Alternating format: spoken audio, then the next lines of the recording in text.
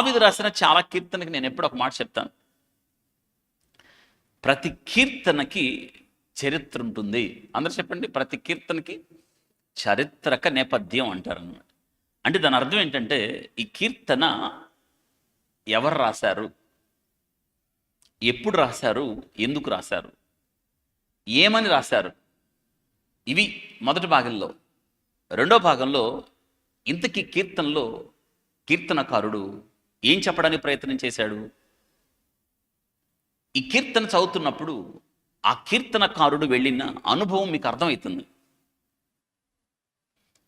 ప్రత్యేకంగా కొన్ని కొన్ని కీర్తనలు మనకి అలా గుర్తుండిపోతాయి.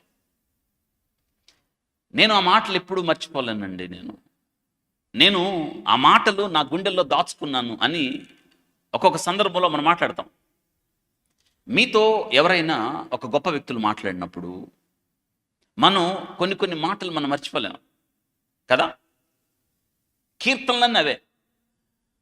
ప్రత్యేకంగా కొన్ని కీర్తనలు మరచిపోజాలని కీర్తనలు అన్న మనతో అలా నడుస్తూ ఉంటాయి. ఆ కీర్తనలు అలాగ కీర్తనలు నేర్చుకోవాలి మనం.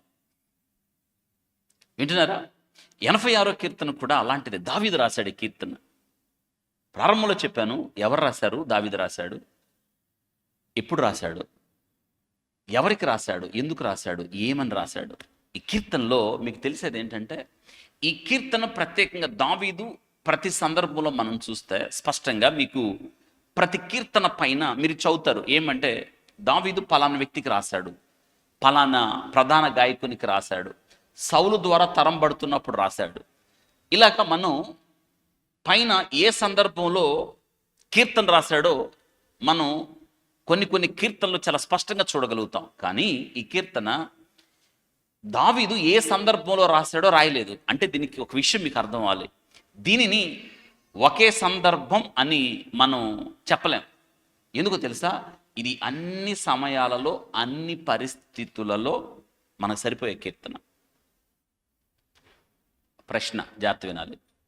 మీరు తీవ్రమైన ఒత్తిడిలో, తీవ్రమైన భయంలో, తీవ్రమైన ఆందోళనలో, కలవరంలో, ఇంకా ఈ పరిస్థితి నుండి నేను బయట పడలేను. ప్రశ్న మరోసారి. తీవ్రమైన ఒత్తిడిలో, తీవ్రమైన బాధలో, తీవ్రమైన కష్టంలో, ఇక నేను ఈ పరిస్థితి నుండి బయట పడలేను అన్న పరిస్థితులు మీకు ఎప్పుడన్నా ఎదురైనాయా లేదా? దేవుడు ఎక్కడ పట్టాలో అక్కడ పడతాడు మనల్ని.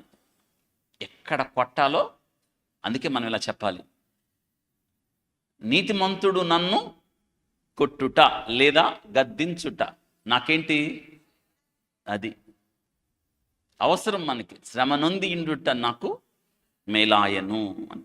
కాబట్టి ఈరోజు ఈ కీర్తనలో మనకి మీరు ఎప్పుడైనా తీవ్రమైన ఒత్తిడిలో, బాధలో, కష్టంలో, ఏం చేయాలో దిక్కుతోచని పరిస్థితుల్లో ఇది మీకు కనెక్ట్ అవుతుంది కీర్తన.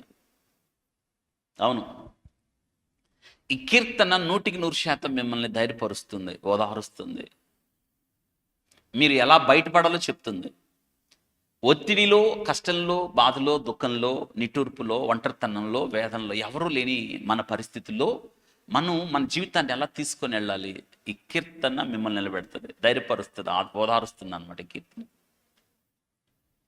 అందుకని ఈ కీర్తన దావీదు పలానా సందర్భంలో రాశాడు అని చెప్పాల్సిన అవసరం లేదు. ఎందుకంటే ఈ కీర్తన మనకు ప్రతి సందర్భంలో మన వెంట వస్తుంది ఈ కీర్తన.